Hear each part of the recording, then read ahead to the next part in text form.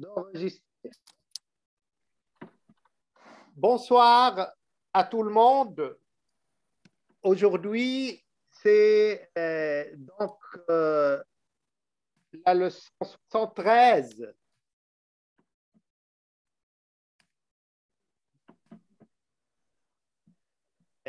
Et c'est la nuit sacrée. Aujourd'hui, c'est la nuit de l'Épiphanie. Selon la tradition chrétienne orientale, c'est le Christ qui passe, on l'appelle Deim, c'est-à-dire l'Éternel, et qui bénit les croyants, disons-le. Et on m'a demandé d'en parler. Malheureusement, on me l'a demandé il y a 1 ou 2 heures. Donc, j'avais en fait déjà une recherche comparative entre l'épiphanie, l'eau et le fait de se purifier dans l'eau, comme le Christ l'a fait dans le Jourdain, et ce qu'on fait, les pratiques qu'on fait dans l'hindouisme et dans le Gange. Mais je vais en parler parce que si je vais traduire ça, ça prend du temps. Donc, probablement, j'en parlerai la semaine prochaine. Mais on souhaite la bonne épiphanie à tout le monde. Et vu que plusieurs personnes m'ont demandé d'en parler, et surtout, comment peut-on comprendre ça dans la tradition du yoga, on pourra en parler en détail probablement la semaine prochaine. إذن مساء الخير، وهو الدرس رقم 73. نحن في ليلة عيد الغطاس، وهي الليلة الموازية لليلة القدر، أو هي بالأحرى أساس وأصل ليلة القدر التي في المؤمنون يطلبون فيها ما يشاءون. هذه الليلة التي يمر فيها المسيح حسب التقليد المسيحي الشرقي، ونسميه الدائم، ويبارك المؤمنين. Il leur accorde ce qu'ils souhaitent، donc يعطيهم ما يتمنون. ولكن طلب مني أن أتحدث عن هذا التقليد، وبالواقع كنت سبق لي أن بحثت في هذا الموضوع، وعندي مقالة لا بأس بها، لا سيما وأنها تقارن بين تقاليد التغطيس في المسيحية وهذه التقاليد في الهندوسية وفي اليوغا. ولكن الأمر يحتاج أيضا أن نترجم ذلك إلى الفرنسية كي نتيح المجال للفريقين من الفرنسيين والفرنكوفونيين من ناحية، ومن العرب من ناحية ثانية ممن يحضر هذه الدروس. لذا سنتحدث إن شاء الله في الأسبوع المقبل عن تقاليد عيد الغطاس وتقاليد التغطيس بالماء، وماذا تعني وأبعادها اليوغية وأبعادها الصوفية. Donc, ces traditions de l'eau et l'immersion dans l'eau qui sont assez fréquentes, assez pratiquées dans le christianisme, surtout pendant cette fête d'épiphanie, ont beaucoup de dimensions yogiques même, et pouvaient être facilement comparées aux pratiques qu'on a dans le yoga et dans l'hindouisme. Et pour parler suffisamment, probablement, et surtout sur la demande de plusieurs personnes, on va le faire la semaine prochaine. D'ici lors, je vous souhaite à tous une bonne épiphanie, et c'est exactement le commencement de l'année traditionnellement dans la tradition chrétienne orientale à partir de ce soir même. C'est la nuit sacrée ou bien la nuit du destin, et on va en parler en détail, j'espère, la prochaine fois. اليوم سنبدأ سلسلة محاضرات وبحوث ودروس.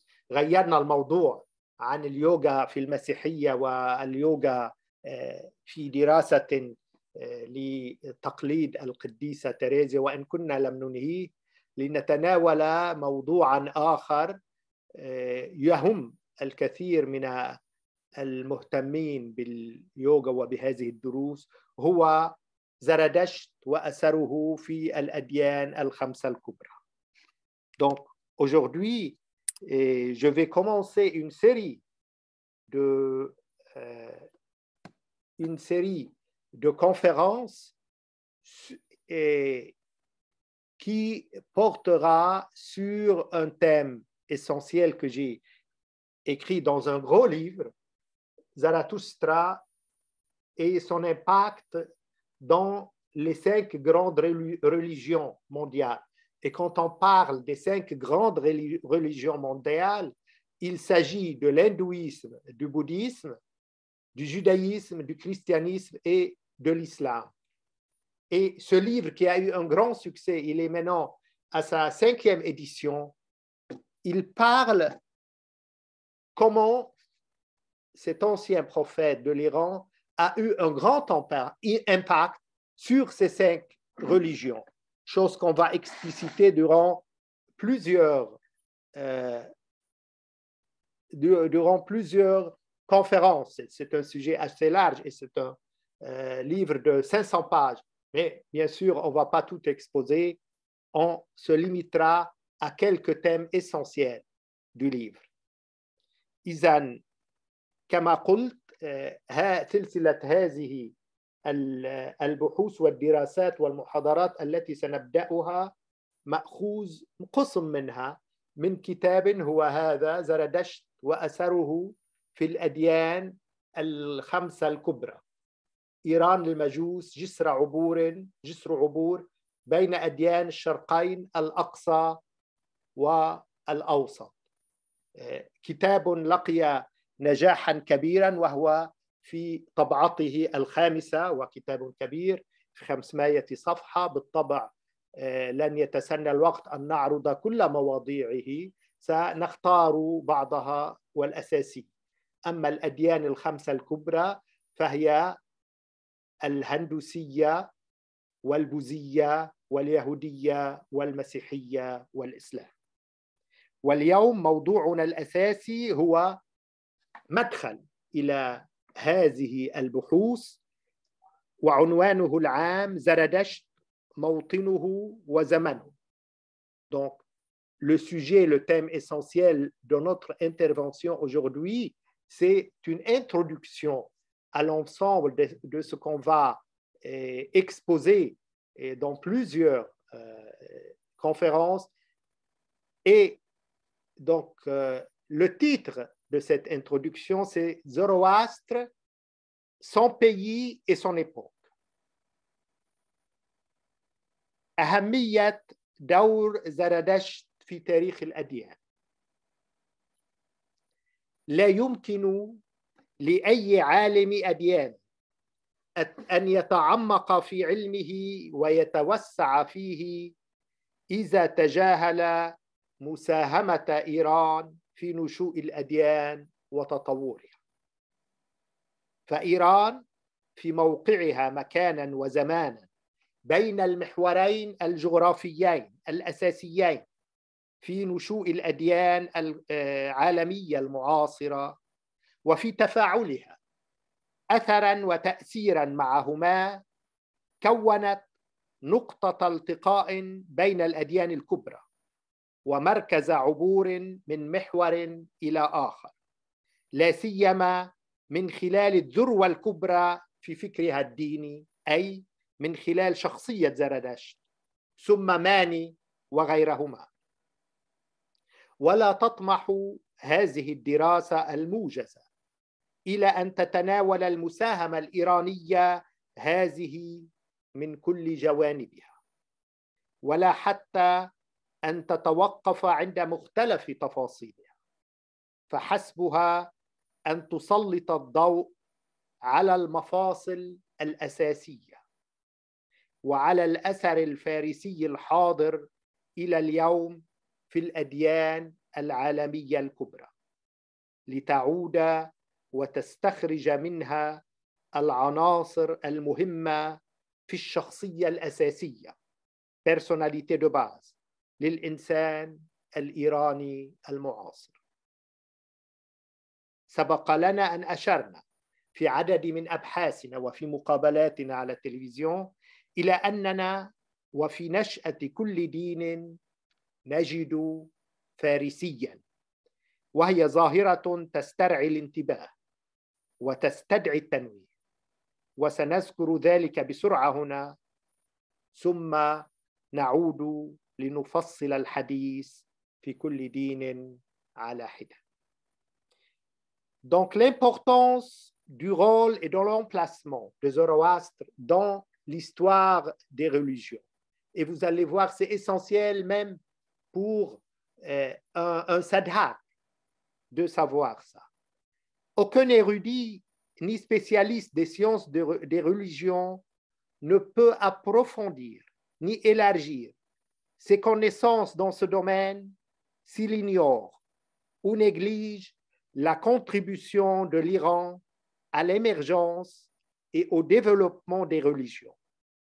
L'Iran, dans sa position dans l'espace et dans le temps, se situe entre les deux principaux axes géographiques de l'émergence des religions mondiales contemporaines.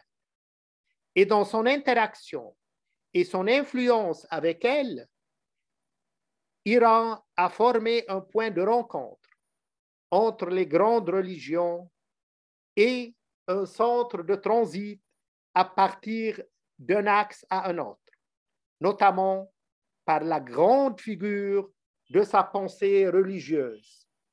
Je veux dire, c'est Zoroastre, et puis Man, le manichéisme, et d'autres après lui. Cette brève étude n'aspire pas à aborder cette contribution iranienne sous tous ses aspects, ni même à s'arrêter à ses divers détails. Il lui suffit d'éclairer quelques côtés précis et de mettre en évidence l'impact persan sur les grandes religions du monde actuel. Nous avons indiqué précédemment, dans un certain nombre de nos recherches et entretiens à la télé et autres, que, à l'origine de toute religion, on trouve un persan. Et c'est un phénomène qui attire l'attention et mérite d'être mentionné. Nous le mentionnerons rapidement ici, et puis nous reviendrons pour discuter de chaque religion séparément. الأثر الزردشتي في الأديان العالمية الخمسة الكبرى. أولاً الهندوسية، يعني سنتناول بالتسلسل التاريخي للأديان. الهندوسية، البوذية، اليهودية، المسيحية، فالإسلام. أولاً الهندوسية. نجد تفاعلاً وثيقاً بين أقدم أشكال الهندوسية أي ديانة ريغ فيدا والفكر الديني الإيراني القديم زردشت وكتابه الأفيستا. فبين ريغ فيدا والأفيستا نقاط مشتركة عديدة ولغتهما واحدة، كما سنذكر ونتوسع في ذلك لاحقا. ويؤكد عدد من الروايات التاريخية أن هجرات الشعوب الهند-أوروبية كانت من إيران نحو الهند. ثانياً البوذية. قلة من يعرف أن للإيرانيين دور أساسي في نشر البوذية في الصين عبر طريق الحرير، وأن البوذية عرفت انتشاراً وازدهاراً في بلخ وغيرها من مناطق إيران، كما سيمر لاحقاً معنا. اليهودية. في اليهودية أثر زردشتي واضح، لا سيما في عقائد يوم الدين والنعيم والجحيم والشرير أي الشيطان والنبوة وغيرها. والإمبراطور الفارسي قورش هو الوحيد بين ملوك الأمم الذي تمتدحه التوراة أشعياء 28-44 وهو الذي فك أسر العبرانيين وأعادهم من السبي.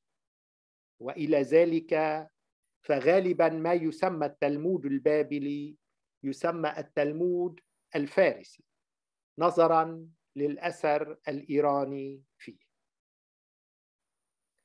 المسيحية. عند ولادة المسيح في مزود نجد المجوس الذين قدموا من إيران لتقديم الهدايا وآيات الشكر والخضوع للطفل الإلهي. وفي يوم العنصرة الذي حل فيه الروح القدس على التلامذة كان عدد من الإيرانيين من بين الحاضرين فشهدوا المعجزة كما يروي سفر أعمال الرسل 9:2. وأخيرا وليس آخرا الإسلام إلى جانب الرسول وآل بيته عليه الصلاة والسلام من بعده نجد الصحابي الجليل سلمان الفارسي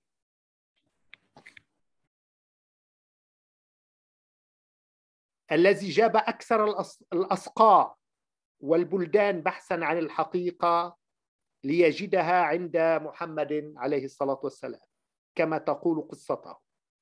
وفي الحديث النبوي سلمان منا أهل البيت. وجامعو الصحاح الستة عند أهل السنة كلهم فرس. وفي نشأة التصوف الإسلامي وتطوره حضور فارسي واضح. أبو يزيد البسطامي، الحلاج، حافظ، سعدي، جلال الدين الرومي وغيرهم دليل على ذلك. ومنذ ظهورها على مسرح الأحداث في التاريخ كانت إيران معنية بالظاهرة الدينية ولا تزال هذه حالها اليوم. ونبدأ دراستنا بتحديد بعض الكلمات والمصطلحات الضرورية للبحث. Donc l'impact zoroastrien sur les 5 grandes religions du monde. Ça sera le sujet de plusieurs conférences, mais là, on va les mentionner brièvement comme introduction à l'ensemble de l'étude et de l'exposé qu'on va par la suite développer dans plusieurs épisodes. D'abord, toujours dans les religions, on va les citer chronologiquement, l'hindouisme, bouddhisme, judaïsme, christianisme et islam. Chronologie de leur apparition.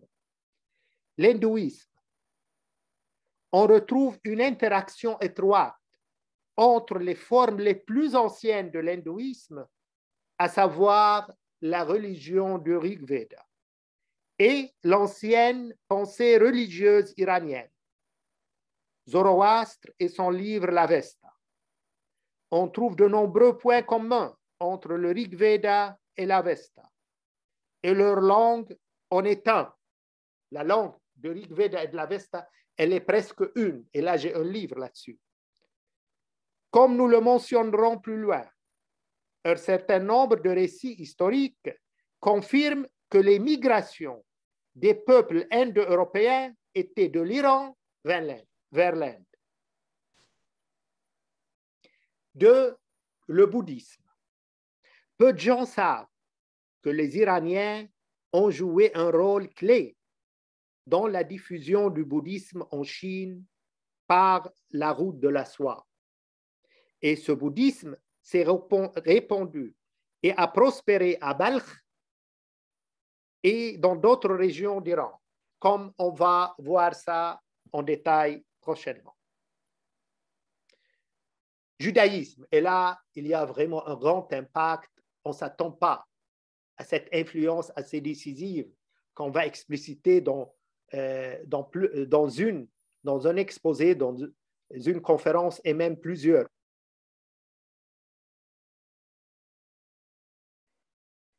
Le judaïsme a subi une influence zoroastrienne claire, en particulier dans les croyances du jour du jugement. Ça parle de 2 hommes tendres. du ciel et de l'enfer. Tout ça, à l'origine, c'est des croyances et des dogmes zoroastriens. Du mal, le Satan. De la prophétie. Même la notion de la prophétie, elle est zoroastrienne à l'origine. Et ça, c'est étonnant. Et autre chose. Et l'empereur perse Cyrus est le seul parmi les rois des nations qui est loué par la Torah. Isaïe 28, 44. Et c'est lui, on l'appelle le Messie. Et on va en parler. Et c'est lui qui a brisé la captivité des Hébreux et les a ramenés de captivité. De plus, le Talmud babylonien est souvent appelé le Talmud persan en raison de l'influence iranienne sur lui. Christianisme. À la naissance de Jésus, on retrouve les mages venus d'Iran pour lui offrir leurs cadeaux et lui manifester leur obéissance. Le jour de la Pentecôte, où le Saint-Esprit est descendu sur les disciples, un certain nombre d'Iraniens étaient parmi les personnes présentes et ils ont été témoins du miracle tel que raconté dans les Actes des Apôtres. La grande problématique du christianisme avec le zoroastrisme, c'est le Saoshyant. Saoshyant, c'était le sauveur attendu à parler zoroastre. Est-ce que Jésus était un Saoshyant ou le Saoshyant dont Zoroastre on a parlé, et même dans le bouddhisme, le Bouddha Maitreya. Et on va voir dans une conférence spéciale le Bouddha Maitreya. Le Bouddha lui-même n'en a pas parlé. C'est une influence, c'est un impact bouddhiste, et un impact zoroastrien qui a subi le bouddhisme à partir de Balkh, là où il était, là où il a prospéré en Iran. Donc 5, Islam. À côté du prophète et de sa famille, après lui, on retrouve le grand compagnon Salman al-Farsi, qui a parcouru des pays et des longues distances à la recherche de la vérité, pour la trouver auprès de Mahomet, comme le raconte sa biographie. Et dans le hadith du prophète, on voit un hadith qui dit, est très célèbre, Salman est parmi nous Ahlul Bayt. Ahlul Bayt, c'est-à-dire la famille du prophète. Et les collectionneurs des 6 sahih chez les sunnites sont des persans. Dans l'émergence et le développement du mysticisme islamique, il y avait une présence persane claire, même elle était décisive, pas uniquement claire. Abu Yazid al-Bistam, Hallaj, Hafiz, Saadi, Jalal al-Din al-Rumi et d'autres en sont la preuve de cette présence. Depuis son apparition sur la scène des événements de l'histoire, l'Iran s'est toujours intéressé aux phénomènes religieux. Et c'est encore le cas aujourd'hui. Nous commençons notre étude en identifiant certains des mots et termes nécessaires à la recherche. Donc, comme j'ai dit, cette présentation aujourd'hui, elle est introductive. Donc, d'abord, on va expliquer quelques termes essentiels. On a affaire avec une certaine terminologie qui serait utile et utilisable dans l'ensemble de nos exposés postérieurs. إذن سنتناول بعض المصطلحات وبها ننهي محاضرتنا اليوم. إيران أرض النبلاء. من بين ألوف الكلمات الجذرية التي استعادها الباحثون في اللغة الهند-أوروبية الأم، وهي لغة ضاربة في القدم ولم تكتب أبدا، نجد كلمة آيريو A-I-R-Y-O وتعني النبيل أو الأرستقراطي. ويبدو أن هذه الكلمة كانت تمثل مفهوما اعتبره المتكلمون باللغة الهندية الأوروبية بالغ الأهمية، بل وربما سمة جوهرية من سمات هويتهم الذاتية، لأن عدداً من المتحدرين من سلالتهم استخدموها اسماً لهم، أي سموا أنفسهم آريون، آريا، أي النبلاء، وسميت بالتالي إيران من آريان أي أرض النبلاء. وسمت بلد آخر يحمل اسماً بالمعنى عينه آريافارتا، وهو الجزء الشمالي الغربي من الهند في العصر الفيدي. إيران إذن هي أرض النبلاء، هذا معنى الاسم، وكذلك الهند هي أرض النبلاء في العصر الفيدي. ووحدة الأسماء هذه تقودنا حتماً إلى البحث في الصلات الوشيجة والروابط العميقة بين البلدين، لا سيما على الصعيد الديني والروحي مما سنعود إليه. Donc Iran, terre des nobles, c'est ça le sens du mot ou du nom d'Iran. Parmi les milliers de racines, des mots que les chercheurs ont récupérés dans la langue maternelle indo-européenne, qui est une langue ancienne qui n'a jamais été écrite, figure le terme Airyo, A-I-R-Y-O, Airyo, qui signifie noble ou aristocrate. Ce mot semblait représenter un concept que les locuteurs indo-européens considéraient comme extrêmement important et peut-être même une caractéristique essentielle de leur identité, car un certain nombre de leurs descendants l'utilisaient comme leur nom. Il s'appelait Arya, signifiant les nobles. Et l'Iran, par la suite, c'est la terre de la noblesse. Il existe un autre pays, et ça c'est très important, et qui fait le link entre l'Iran et l'Inde, qui sont deux pays limitrophes, qui portent un nom dans le même sens, Aryavarta. C'est un pays, c'est un coin qui se trouve dans la partie nord-ouest de l'Inde, à l'époque védique. L'Iran est donc la terre de la noblesse, ainsi que l'Inde à l'époque védique. Cette unité des noms entre Inde et Iran nous amène inévitablement à rechercher les liens étroits et profonds entre les deux pays, notamment sur le plan religieux et spirituel, sur lesquels nous reviendrons prochainement. من المصطلحات التي سنتناولها اليوم ولاحقا الدين الحق، في الفارسية فه دين. ما معنى الدين الحق فه دين؟ كلمة دين لها بالعربية وبالفارسية معنى واحد، والملوك الساسانيون في إيران كانوا يطلقون على الزردشتية، أي الدين الذي تبنته الدولة الإيرانية الساسانية من القرن الثالث ميلادي فصاعدا، كانوا يطلقون على دين زردشت اسم ذه دين، VEH دين DEN، أي الدين الصالح أو الدين الصحيح أو الدين الحق.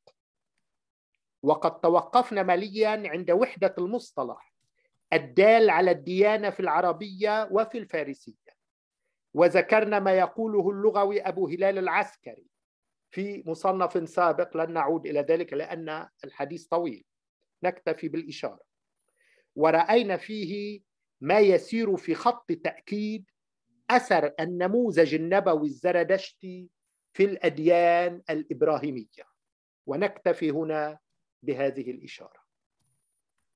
Donc, la vraie religion vehdine, et ça, l'un des mots-clés pour comprendre le zoroastrisme, la religion de Zoroastre. Qu'est-ce que c'est Vehdi, la vraie religion? Le mot religion a le même sens en arabe et en persan. Di, c'est le même terme. Et les rois sassanides en Iran appelaient le zoroastrisme, ce qui signifie la religion adoptée, donc la religion officielle, adoptée par l'État iranien sassanide à partir du IIIe siècle de notre ère. On appelait ça le Vehdi, ce qui signifie la religion juste ou la vraie religion. Nous avons soigneusement examiné l'unité du terme désignant la religion en arabe et en persan, et nous avons mentionné ce que le linguiste Abul Hilal al-Askari, qui est mort en 395 de l'Hégire, qu'est-ce qu'il a dit en justifiant cela? Dans un de nos ouvrages précédents, ça prend même plus qu'une heure pour l'expliciter et pour l'analyser, chose qu'on va bien sûr pas faire maintenant, mais je me contente de uniquement donc signifier et d'en parler, de citer ça. إشكالية زمن زردشت وموطنه. ويبقى أن أبرز شخصية في تاريخ الأديان في إيران وفي نشأة الأديان القديمة عموما وتفاعلها هي زردشت. وتطرح هذه الشخصية الحاضرة والفاعلة إلى اليوم إشكاليات عديدة. فما من أحد من مؤسسي الأديان يكتنف ظروف حياته الغموض مثل زردشت. فنحن نكاد نجهل الزمان الذي عاش فيه والمكان أو الأمكنة التي عاش فيها. ويعبر المستشرق إدوارد براون عن الخلاف الكبير في تحديد زمان زردشت أو زارا أحيانا نسميه. إذن الخلاف الكبير في تحديد زمانه ومكانه كما يلي. يقول إدوارد براون: أما بالنسبة إلى شخصية زردشت وتاريخ حياته ومسقط رأسه فالآراء متعددة ومتشعبة إلى حد كبير، وبعضها ينفي حتى وجوده تاريخيا، في حين يرى بعضها الآخر أن شخصيته تظهر في الكاتا واضحة جلية. الكاتا يعني مجموع الأناشيد المنسوبة إلى زردشت أو أناشيد زردشت. والكاتا في رأي القائلين بذلك إن لم تكن تعاليم زردشت وإرشاداته فهي على الأقل كلمات أتباعه وحوارييه يعني تلامذته. ويرى بعض الباحثين أن تاريخ حياته يتفق مع عصر الفيدا، أي بين عام 1800 و2000 قبل المسيح أو حتى 6000 سنة قبل المسيح. وهناك من يقولون حتى أنه كان يعيش قبل المسيح ب7000 سنة. إذن انظروا الخلاف الكبير حول زمن وعصر زردشت. ويرى البعض أن زردشت من بلخ في أقصى نقطة شمال شرق إيران، بينما يقطع البعض الآخر بأنه نشأ في أتروباتن في أقصى الشمال الغربي من إيران. ويصدق هذا الخلاف على الأفيستا، كتاب المقدس للزردشتية، على الأفيستا بدوره، وهي كتاب أتباع زردشت المقدس. وليس هناك كبير خلاف حول هذا الموضوع فحسب، بل إن المشاعر لتلتهب إلى حد كبير بشأن، أي تتناقض الآراء بشأن الأفيستا. Donc, maintenant, une problématique essentielle, l'époque et le pays, l'endroit de Zarathustra. Zarathustra au Zoroastre en français, c'est la même chose. Il reste que la figure la plus importante dans l'histoire des religions en Iran et en fait dans l'émergence et l'interaction des religions anciennes en général et Zoroastre. Cette personnalité présente et influente à ce jour pose de nombreux problèmes.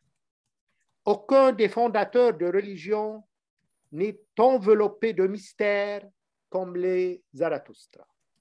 On ignore presque l'époque à laquelle il a vécu et le ou les lieux dans lesquels il a vécu.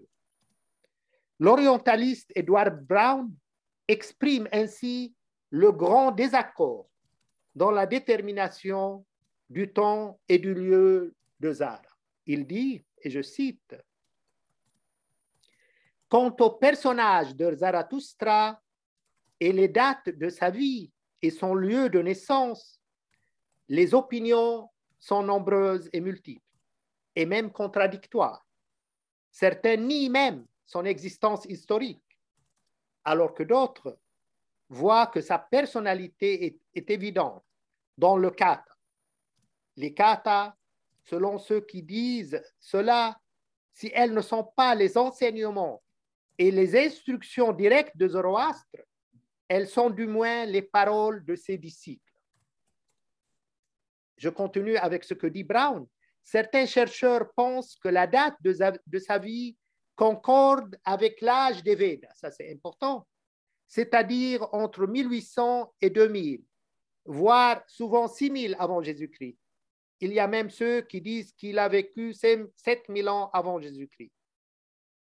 Certains pensent que Zoroastre est originaire de Balkh, à l'extrême nord-est de l'Iran, alors que d'autres disent qu'il est originaire d'Antropatin, dans l'extrême nord-ouest. Ce désaccord est également vrai concernant l'Avesta, qui est le livre sacré des adeptes de Zoroastre. Il n'y a pas seulement beaucoup de désaccords à ce sujet, mais les points de vue sont fortement enflammés à ce propos et sont presque contradictoires. ويلخص المستشرق ريتشارد فولتز مختلف الآراء في زمان زرادشت ومكانه كما يلي. يقول فولتز: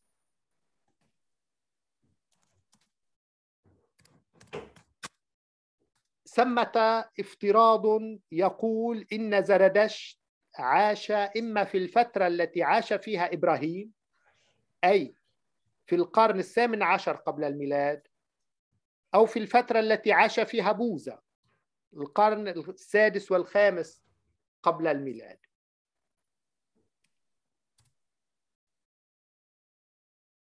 إنما تذهب بعض المصادر الإغريقية إلى أنه عاش قبل 6000 سنة من زمنها. وبالنسبة إلى المكان الذي عاش فيه فقيل إنه عاش في المنطقة التي يطلق عليها اليوم اسم كازاخستان، وراء الحدود الشمالية الشرقية في العالم الإيراني، بينما يقول آخرون إنه عاش في أذربيجان. ويتساءل فولتز عن سبب هذا التباين الكبير، فيرى أنه يعود إلى حقيقة تاريخية تتلخص في أنه عندما انتشرت الزرادشتية في العالم الإيراني عمد الكهنة في أنحاء مختلفة من إيران إلى ابتكار أساطير جديدة أو تحريف أساطير موجودة تربط النبي بالمناطق التي ينتمون إليها. إذن أخبار جديدة كان الكهنة يروجونها، وكل كاهن كي يربط زرادشت بمنطقته هو.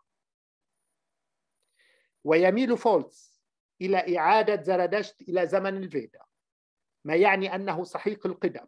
يقول: الدليل الأقدم على زرادشت موجود في الأجزاء المعروفة باسم جاتا، كاتا أي القصائد أو المقاطع الشعرية من الأفستا، التي يعتقد أنها كلمات زرادشت نفسه. ولغة هذه القصائد مغرقة في القدم وقريبة جدا من لغة ريك فيدا، ومثل معظم الأعمال الأدبية القديمة بما فيها ملاحم هوميروس والبيبليا. نقل هذان النصان شفهيا من جيل لآخر على مدى قرون كثيرة قبل أن يدونا في نهاية المطاف. Donc là, l'orientaliste connu américain Richard Foltz résume les différentes opinions concernant l'époque et le lieu de Zoroastre comme suit. Il dit, et je le cite, « Il existe une hypothèse selon laquelle Zoroastre a vécu soit à l'époque d'Abraham, c'est-à-dire 18e siècle avant Jésus-Christ, soit à l'époque de Bouddha, c'est-à-dire 5e, 6e siècle avant Jésus-Christ. Alors que certaines sources grecques disent qu'il a vécu 6000 ans avant leur époque. Quant à l'endroit où il habitait, on disait qu'il vivait dans la région qu'on appelle aujourd'hui le Kazakhstan, au-delà des frontières nord-est du monde iranien, tandis que d'autres disent qu'il vivait en Azerbaïdjan. Foltz s'interroge sur la raison de ce grand écart et pense qu'il est dû à un fait historique qui se résume dans le fait que, et je le cite, lorsque le zoroastrisme s'est répandu dans le monde iranien, des prêtres de différentes parties de l'Iran ont inventé des mythes ou ont déformé des mythes existants pour lier le prophète aux régions auxquelles ils appartenaient. Foltz tend à ramener Zoroastre à l'époque des Védas, ce qui signifie qu'il est immémorial. Il dit, la preuve la plus ancienne de Zoroastre se trouve dans les fragments connus sous le nom de Gata ou Kata, c'est-à-dire des poèmes ou des strophes de l'Avesta, qui seraient les mots de Zoroastre lui-même.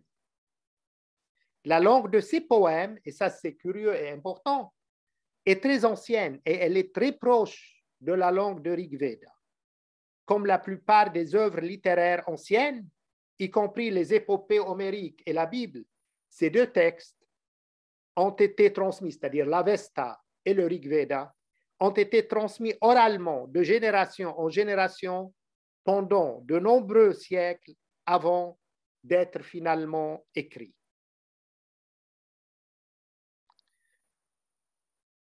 وكنا قد بحثنا في هذه المسألة وتوقفنا عند التقارب اللافت بين لغتي الكتابين العريقي القدم أي ريج فيدا والأفستا وما يمكن أن نستخلص من ذلك، ولكن كنا رجحنا أن زارا متأخر عن عصر ريج فيدا بدليل أنه عرف ريج فيدا واستشهد بها، كمثل قوله، وهنا ما يقوله زرادشت في الكاتا، يقول زرادشت مثل شاعر الفيدا يضمن أحيانا في ترانيمه دعوة بالأجر، هل سأتلقى مكافأتي بواسطة الحق 10 مهور وجواد مع جمل التي وعدت بها يا أهور مازدا؟ هذا كلام زرادشت. والمشكلة هنا أن قصائد الأفستا تعود إلى عصور مختلفة قديمة وأقل قدما، وقد تفصل بينها فجوات زمنية تصل إلى عدة قرون، إذن من أزمنة متعددة ومختلفة. وفي خلاصة بحث فولتز ما يعبر عما نعرفه أو بالحري جملة ما لا نزال نجهله بشأن زرادشت التاريخي. يقول فولتز: في الوقت الحاضر يجب الاعتراف بأن الأسئلة المتعلقة بزمن زرادشت وموطنه لم تحصل على إجابات قاطعة حتى الآن، وليس هناك أي دليل يشير إلى تاريخ انتقال تعاليم زرادشت وبأية وسيلة من شرق العالم الإيراني إلى المناطق الغربية التي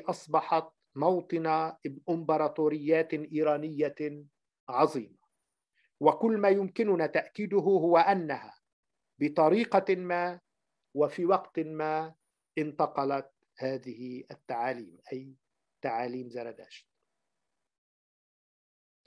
Nous avions discuté de cette question et nous sommes arrêtés à la convergence remarquable entre les deux langues des deux livres anciens, Rig Veda et Avesta, dans une étude ancienne. Et ce que l'on peut en conclure, mais on a considéré comme plus probable que Zara était plus tard que l'âge de Rig Veda, parce qu'il connaissait Rig Veda. Il l'a cité, comme lorsqu'il dit dans le Kata, donc là, je cite ce que dit Zaradash dans l'un de ses hymnes, comme le poète du Veda, dit Zarathustra, il inclut parfois dans ses hymnes une demande de salaire. Dois-je recevoir ma récompense, ô Ahura Mazda, de droit, 10 dots et un cheval avec un chameau que vous m'avez promis? Fin de citation. Le problème ici est que les poèmes de l'Avesta remontent à des époques différentes, anciennes et moins anciennes, et peuvent être séparés par un décalage temporel de plusieurs siècles. En conclusion des recherches de Foltz sur ce qui exprime ce que nous savons, ou plutôt ce que nous ne savons pas encore du Zoroastre historique, il dit, et je cite Foltz, à l'heure actuelle, il faut admettre que les questions relatives au temps et à la patrie de Zoroastre n'ont pas encore reçu de réponse définitive. Il n'y a aucune preuve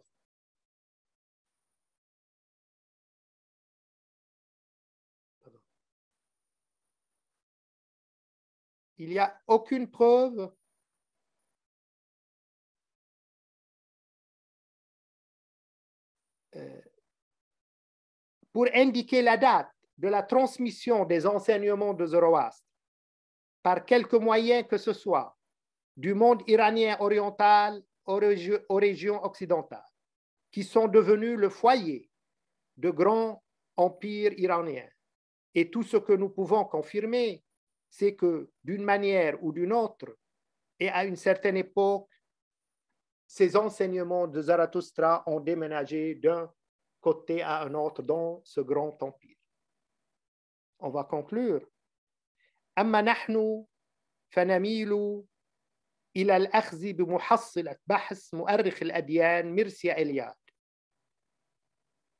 في هذا الشأن، لا سيما وأنه يستند إلى الأبحاث اللغوية الفيلولوجية المقارنة للغة الأفستا بمختلف أقسامها وإلى مقابلتها مع مقاطع مشابهة في ريغ فيدا. يقول ميرسيا إلياد: طرح عموما تحديد زمن زرادشت بين 1100 و 600 قبل المسيح، وإذا اعتمد التقليد المزدي الذي يتحدث عن 258 سنة قبل الإسكندر، فيمكن أن نحدد زمان زرادشت بين 628 و 551 قبل المسيح. والتواريخ الأكثر قدما اقترحت استنادا إلى الخاصية القديمة للغة الكاتا أي أناشيد زرادشت، لا سيما نقاط الشبه بالفيدا. وتحليل هذه اللغة وفقهها يتيح لنا أن نستنتج أن النبي عاش في شرق إيران، وعلى الأرجح في خوارزم أو في بكتريا. ولسنا في بحثنا هذا بوارد أن ندرس شخصية زرادشت وسيرته وتعاليمه من مختلف جوانبها، فهذا يحتاج إلى مصنفات. حسبنا أن نركز على أثره الحاسم في الديانات الأخرى وعلى أبرز ميزات عقيدته وتعاليمه. هذا ما نختم به اليوم. Quant à nous, donc on va conclure, nous avons tendance à prendre à cet égard la conclusion, je parle toujours des dates et du lieu de Zarathustre, Conclusion de la recherche de l'historien des religions très connu, Mircea Eliade, qui a vécu entre 1907 et 1986. D'autant plus qu'elle s'appuie sur une recherche comparative, linguistique et philologique de la langue de l'Avesta dans ses différentes sections et en la comparant à des passages similaires du Rig Veda. Eliade dit il était généralement avancé pour déterminer l'époque de Zoroastre entre 1100 avant Jésus-Christ et 600 avant Jésus-Christ. Si nous adoptons la tradition mazdéenne qui parle de 258 ans avant Alexandre, alors nous pouvons déterminer l'époque de Zoroastre entre 628 et 551 avant Jésus-Christ. Et des dates antérieures ont été suggérées sur la base d'une caractéristique ancienne des katas, donc les hymnes de Zarathustra, en particulier les similitudes avec les Védas. Une analyse de cette langue et de son étymologie nous permet de conclure que le prophète iranien a vécu dans l'est de l'Iran, très probablement à Khawarizm ou à Bakhtria. Dans notre recherche, qu'on va expliciter après, parce que là, on termine, nous n'avons pas l'intention d'étudier la personnalité de Zarathustra, sa biographie et ses enseignements sous divers aspects, car cela nécessite plusieurs livres et études. Il nous suffit de nous concentrer sur son impact décisif sur les autres religions et sur les caractéristiques les plus importantes de sa foi et de ses enseignements. Ceci dit, je termine cet exposé aujourd'hui et on donne un peu de temps pour une petite échange pour passer à la deuxième, après, par la suite, au deuxième volet ou bien la deuxième partie de notre leçon d'aujourd'hui. Docteur Jalvi, on a parlé de Zarathustra ou Zoroastre. Et votre première impression, on voit cet impact assez important et donc, sur les 5 religions. Lui, sa religion, elle est presque absente alors qu'elle est réincarnée. Elle est très présente dans les 5 grandes religions. Et ceci dit, avec un impact assez décisif. Qu'est-ce que vous en pensez et quelle est votre impression?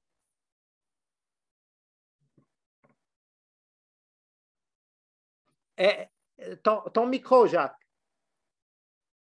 Je sais que mon père avait dans sa bibliothèque le gros livre du Zen Avesta et il lisait ça. Et ça m'avait intéressé, mais je crois que je ne me suis jamais plongé dedans. Moi, j'étais jeune à l'époque. Et donc, effectivement, cette influence sur les religions est important. On dit que le grand-père de Bayazid Bistami, par exemple, était un prêtre zoroastrien. Et en Inde, donc, il y a toujours des zoroastriens qui ont fui les persécutions de l'islam et qui sont réfugiés au Gujarat ou dans le coin de Bombay. On les appelle les Parsis, c'est-à-dire les Persans en fait. Et bon, ils n'ont pas beaucoup d'enfants. Et donc, c'est une petite communauté qui diminue plutôt, mais ils sont d'une tradition très ancienne avec l'importance sur le culte du feu. Et alors, donc, j'étais intéressé aussi par ton livre « La sanction de l'apostasie », où tu parles effectivement que ça viendrait peut-être du zoroastrisme, cette règle plutôt stricte d'être condamné à mort si on quitte la communauté. Hein, voilà, donc ça m'intéressera quand tu préciseras ça dans les prochaines sessions, parce qu'il s'agit il semble que ce soit une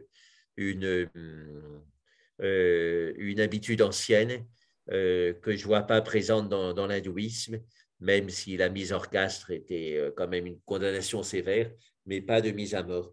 Donc ça, je serai content quand tu préciseras ça et que tu nous parleras de ce livre aussi sur la sanction de l'apostasie que j'aimerais vouloir avoir traduit en français.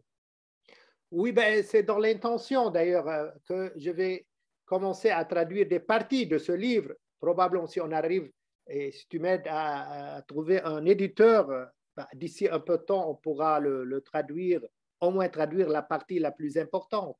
Mais Oui. ce qui est curieux, Jacques, c'est ce lien entre l'Iran et l'Inde, et entre le Rig Veda et l'Avesta. C'est presque… Oui, alors, il y a des historiens, d'après ce que j'ai retenu, bon, je ne suis pas spécialiste des origines historiques de l'Inde, mais d'après ce que j'ai lu, il semble qu'il y ait eu une peuplade proto-indo-européenne du côté du Turkménistan et qu'elle ait été séparée par la passe de Khyber. Donc, il y en a qui ont passé le col de Khyber et qui sont arrivés dans la plaine du nord du Pakistan et ensuite l'Inde, et d'autres qui ont été plus vers l'ouest et qui sont arrivés en Iran. Voilà, donc c'est ça qui a séparé les deux groupes, mais avec quand même beaucoup de points communs. Et alors le passage, ce serait fait d'après ce que j'ai compris, entre 2500 et 1500 avant Jésus-Christ. Et après, donc la langue serait restée assez commune.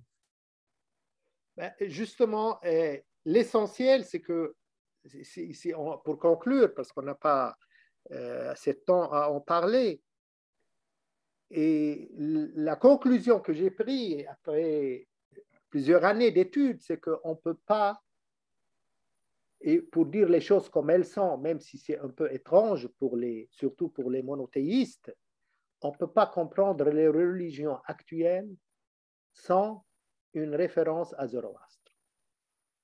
Oui, même c'est le bien. bouddhisme, même le bouddhisme. Oui, oui, oui, oui. Donc, tellement oui, il a eu un impact. Oui, et puis il y a eu un impact de la Perse probablement après le Bouddha sur le bouddhisme tibétain, parce qu'il semble que voilà, les voyageurs allaient et venaient en passant et par le pour le Cachemire. bouddhisme, Jacques, c'est certain que Maitra, le Bouddha Maitra, il est de provenance zoroastrienne. C'est un Très bien. Et regarde, même et là, quand on a parlé de Krishnamurti, est-ce que c'était un Maitra bouddhiste ou un Messie? Mais les deux, Messie et Maitra, sont de même origine, et cette origine, elle est zoroastrienne. Donc, regarde quelle différence. Et finalement, tout ça revient à presque une même source. Oui, oui, et puis cette idée de Messie, c'est important dans la politique actuelle parce que les Iraniens, l'Iran des ayatollahs, ils attendent très fort le Mahdi, le Messie. Donc, c'est important de comprendre qu'est-ce qu'il y a derrière cette notion. Et c'est ce qu'on va expliciter par la suite. Mais regarde même, et c'est ce qu'on va expliquer d'ailleurs, Zarathustra a dit qu'il y aura un sauveur né d'une vierge, le Saoshyam. Oui, oui, oui, effectivement, oui, oui. C'est On a l'impression que le exactement ce qu'on christianisme, c'est un voit dans le copier-coller. christianisme. Oui. un sauveur né d'une vierge. Oui. Voilà, le christianisme a repris des vieux mythes bien mités et puis justement, moi, je dis pour en faire du neuf. Je dis que les religions ne meurent pas, elles se réincarnent. On trouve toujours dans une religion, dans une nouvelle religion, des éléments d'une religion qui l'a précédée. C'est presque une règle ça, générale. comme ça, ils peuvent se répandre facilement parce qu'ils acceptent toute une partie de ce que les gens croient déjà. Ouais. Voilà, s'il y a d'autres questions, 2 minutes, sinon on passe directement à la partie 2. Bon, ben oui, je serais intéressé, oui, quand tu développeras ça, le lien entre zoroastrisme et soufisme. Donc, avec, je pense, Bayazid Bistami, dont le grand-père était un mage, comme on dit, zoroastrien.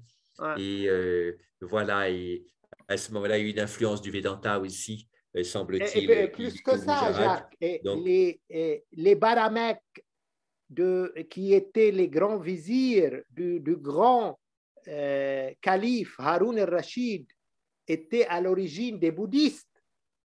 Oui, effectivement, oui. Donc, regarde quelle richesse dans cette, disons, culture arabo-islamique qui a, même le bouddhisme est très présent, est présent au moins, disons, dans cette culture. Oui, je t'ai parlé de ce livre de quelqu'un que je connais, que j'ai lu, un petit livre chez Macmillan par Mostafa Vaziri, Bouddhisme en Iran. Donc, c'est un livre universitaire avec des sources très précises. Oui, Et il mais a si tu trouvé peux beaucoup de choses. m'envoyer ce livre ou bien des photos, je ne sais pas, c'est intéressant parce que je travaille sur ce sujet. Oui, oui, oui. Donc, moi, je l'ai, je pense, à l'Ermitage, à moins que je l'ai passé au centre de Beer. Donc, ce sera difficile de récupérer l'exemplaire. Mais sinon, je pense, disponible. Mostafa Vaziri, Bouddhisme in Iran. Bouddhisme in Iran. OK. Et avant d'oublier du moment qu'on se rappelle des livres, note s'il te plaît, envoie-moi parce que Francine m'a demandé le titre du livre que tu lui as conseillé sur Amma, Oui, c'est l'Empire d'Amma. Empire d'Amma. Oui, The Amma Empire en anglais. Et c'est publié à la fois en anglais et en français, et à la fois format Kindle et format papier. OK. C'est C'est quoi paru le comme 1er auteur? décembre. Jacques Alboher, Albohair. A-L-B-O-H. Hair. A-I-R. Jacques. Oui, Jacques Jacques. Albauer, n'est-ce pas? Oui, oui. Et j'ai fait la préface de ce livre. OK. Donc, il y a deux Jacques dans le livre. Oui, oui. Jack out of the box, comme ils disent en anglais. C'est le diable qui sort de sa boîte. Voilà, on va Là, il y a deux diables qui sortent de leur boîte. on va maintenant arrêter